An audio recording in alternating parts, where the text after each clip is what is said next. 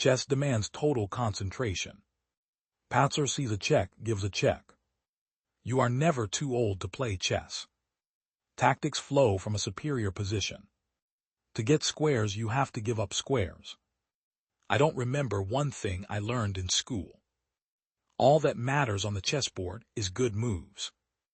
Morphy was probably the greatest genius of them all. I hope the Icelandic government grants me political asylum. There are tough players and nice guys, and I'm a tough player. I think it's almost definite that the game is a draw theoretically. I give 98% of my mental energy to chess. Others give only 2%. It's just you and your opponent at the board, and you're trying to prove something. That's what chess is all about. One day you give your opponent a lesson, the next day he gives you one. Concentrate on material gains.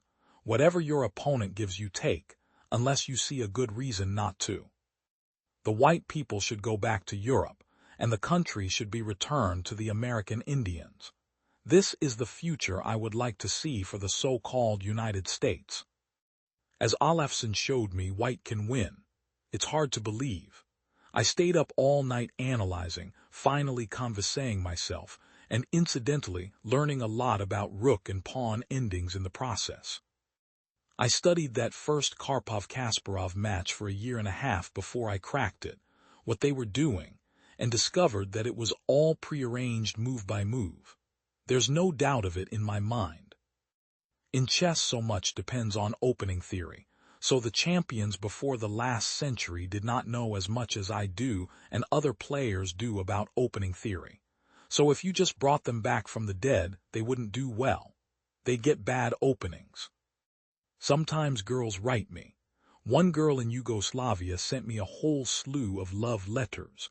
I don't know how she got my address. She was in a crowd watching me play. She says when I left there the stars fell out of the sky over Yugoslavia or something like that.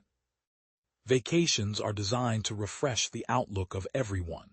No matter how tired they may be when they return to work, vacationers have been refreshed emotionally and intellectually. Their effectiveness in their job has probably improved, and they are, generally speaking, better employees for the time off. When I used to go to the Manhattan Chess Club back in the 50s, I met a lot of old-timers there who knew Capablanca, because he used to come around to the Manhattan Club in the 40s, before he died in the early 40s. They spoke about Capablanca with awe. I have never seen people speak about any chess player like that before or since. She and I just don't see eye to eye together. She's a square. She keeps telling me that I'm too interested in chess, that I should get friends outside of chess, you can't make a living from chess, that I should finish high school and all that nonsense. She keeps in my hair, and I don't like people in my hair, you know, so I had to get rid of her. He is the so-called father of the modern school of chess. Before him, the king was considered a weak piece, and players set out to attack the king directly. Steinitz claimed that the king was well able to take care of itself, and ought not to be attacked until one had some other positional advantage. He understood more about the use of squares than Morphy, and contributed a great deal more to chess theory. It's the fault of the chess players themselves. I don't know what they used to be, but now they're not the most gentlemanly group. When it was a game played by the aristocrats, it had more dignity to it.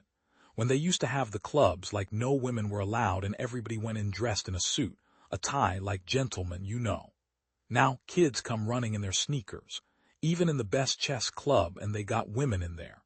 It's a social place and people are making noise. It's a madhouse.